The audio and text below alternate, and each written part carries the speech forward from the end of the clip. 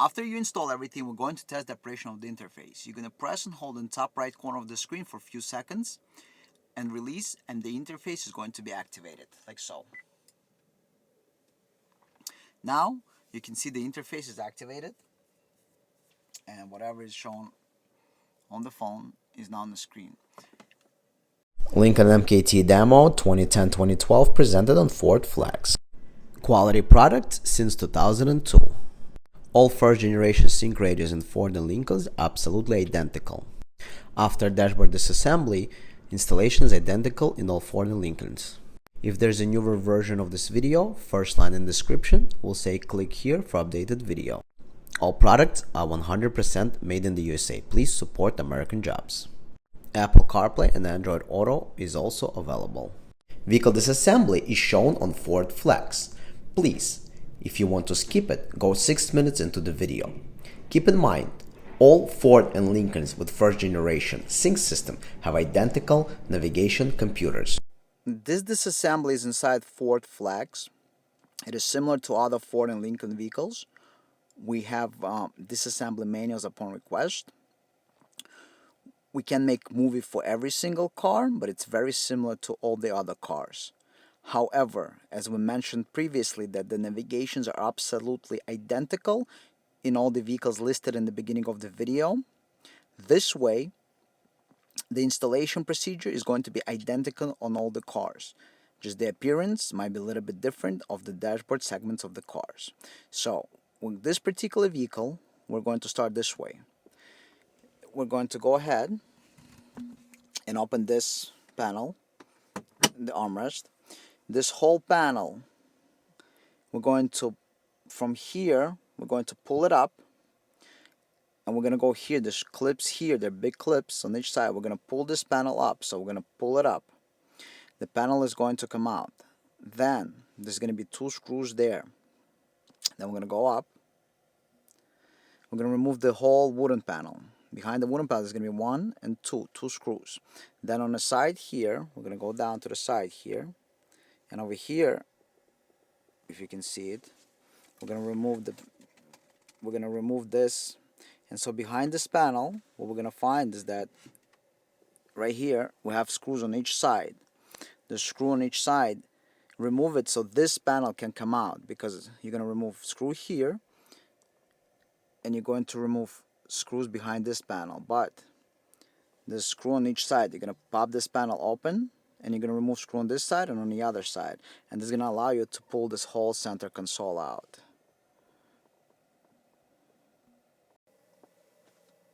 Okay, so first we're going to remove this panel. Take a plastic tool or similar, carefully, and remove this. Go all the way to the end. And then when you're done removing it,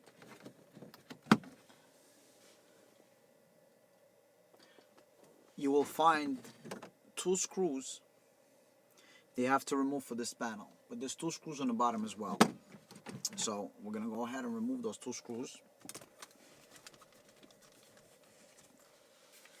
And then from there, after we remove 2 screws, we're going to go down. Okay, so now you see the panels are open. If you see panels are open, there's 2 screws on each side that you have to remove so this panel can come out. But we're going to first remove this panel. So you're going to start by opening this panel from the top.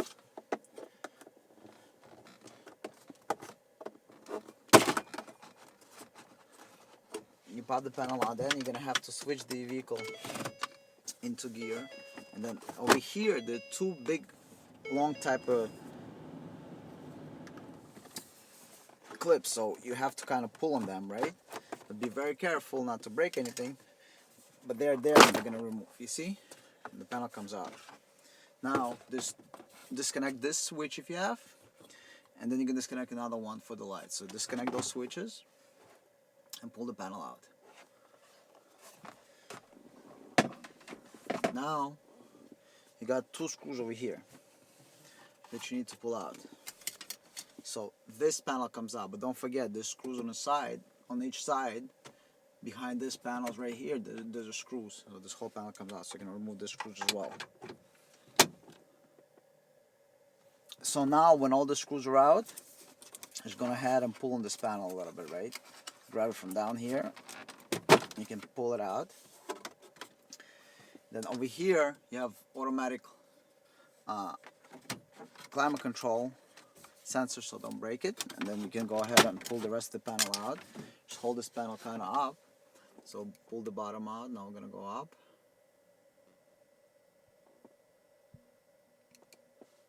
And then hold this up, and this whole panel comes out.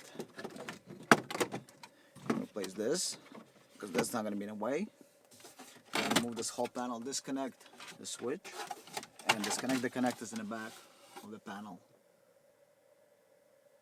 So now, since the panels are removed, we need to remove the screen and the radio.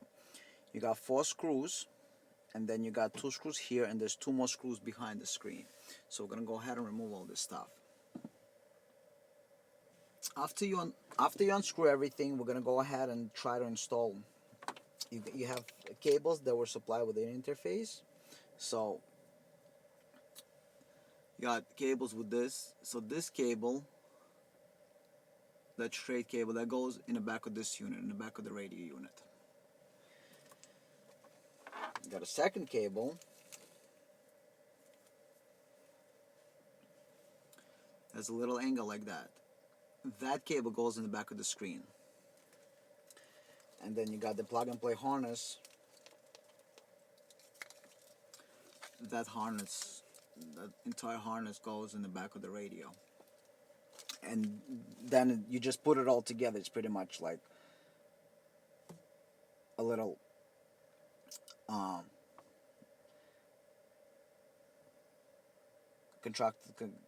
a little Lego set type of deal. Snaps in place and you're done.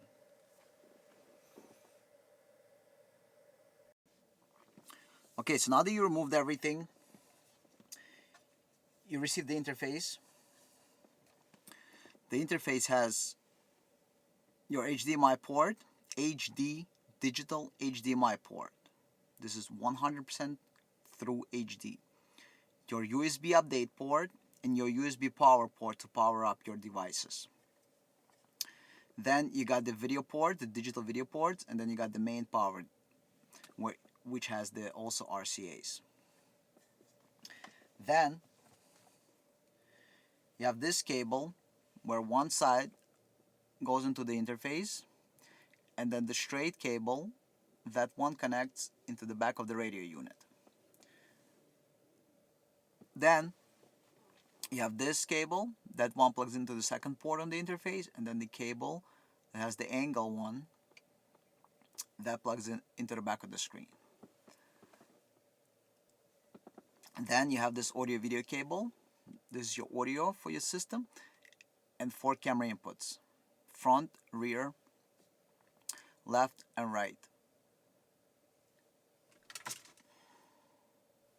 Then you have this plug and play harness that plugs into the back of the radio. So you're simply going to remove the radio, match all the connectors. You can't go wrong. They're all different sizes, so you're just gonna match each one, plug it all in, and test the interface. Okay, so this is the back of the screen.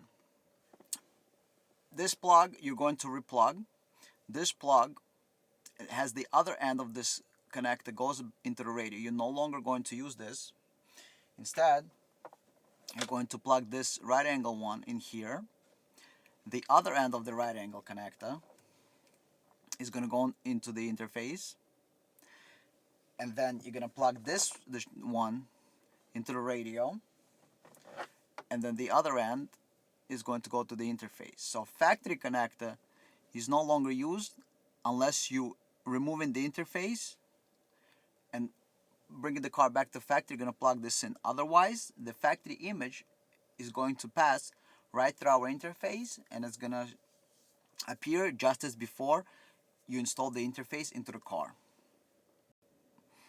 After you install everything, we're going to test the operation of the interface. You're going to press and hold in the top right corner of the screen for a few seconds and release, and the interface is going to be activated, like so. Now you can see the interface is activated. and whatever is shown on the phone is now on the screen.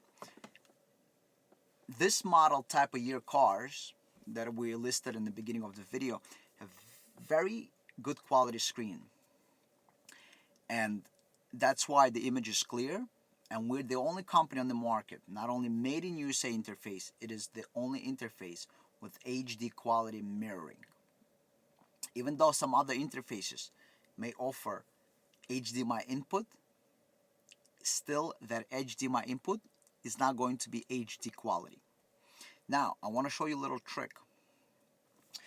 If you go into the settings of your Waze application, if you go into settings of Google Maps, here Maps or MapQuest, you will find this feature.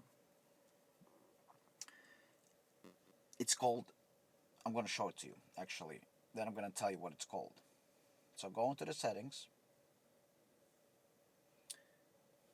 In settings, you're going to go to the feature called Sound and Voice. Then you're going to go to the feature called Sound Output. You need this feature, Play as Bluetooth Phone Call. When directions come in to the car, you're listening to your factory AM/FM radio, CD player, XM radio, or any other source. You don't have to have the unit set to auxiliary audio in order to hear directions.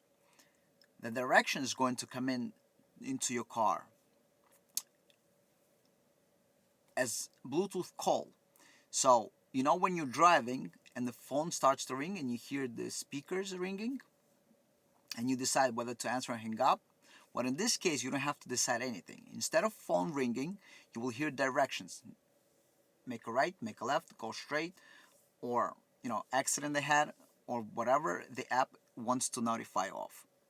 After the notification is done with, it will go back to playing your source. You don't have to do anything. You don't have to interact with the system in any way, shape, or form. It is all done without any interaction by the driver. This available in Waze, MapQuest, Nokia's Here We Go Maps, and Google Maps. All those apps are available absolutely free from the App Store or Google Play Store. This interface has no limits. Netflix works, YouTube works, all applications work 100%. Next, we're going to demo YouTube. So here you can see YouTube video playing. It is not playing on the phone.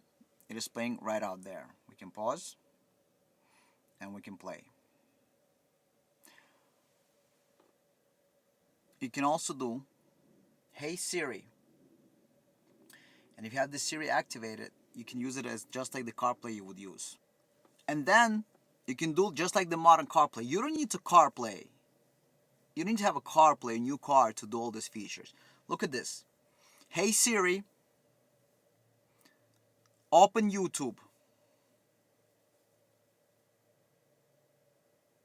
Hey Siri, open Waze. If you're doing nothing and you're waiting for somebody, you can watch HULU, let's say. So see the HULU is on the phone and then it's waiting for you to start playing movie. So, for example, we got in the HULU, I believe we got some movie trailers. So we can play a trailer from a movie, and that trailer is going to appear on the screen. I think this is an ad.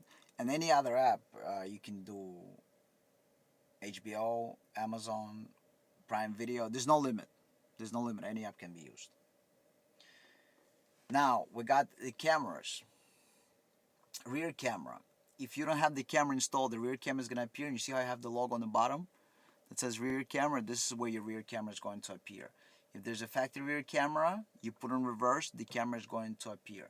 If you want the camera to appear through our interface, it will need to be simply rewired with an RCA. Now, you got front camera.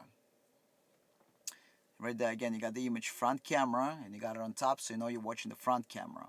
So with a glance, you can see which camera is activated. Next one, left camera. Right there, you see left camera logo is on the left bottom corner, so you just glance and you know which camera is on the screen.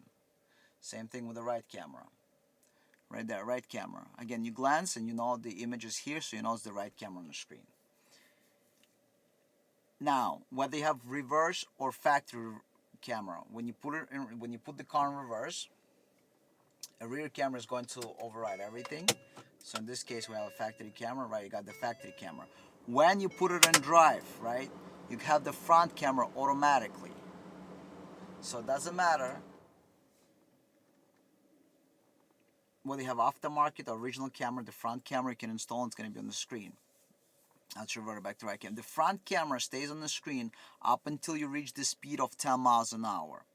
The left and right lane watch camera, those are not parking cameras. For parking cameras, the cameras have to be facing down on the ground, and you can use maybe 360 surround view cameras and stuff like that. This interface is built specifically for lane watch cameras. You put the left signal on, left camera comes on.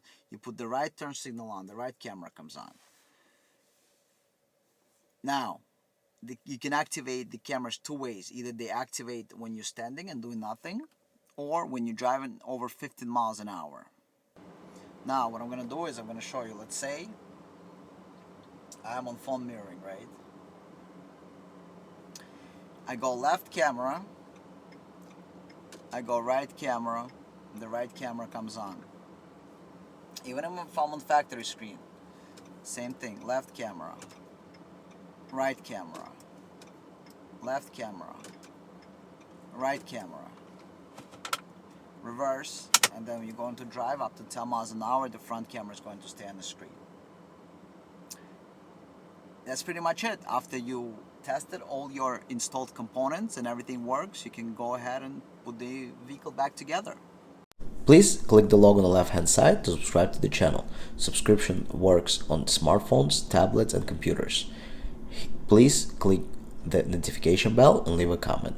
To watch other videos, click the video on the right hand side. And again, thank you for watching and send us your questions.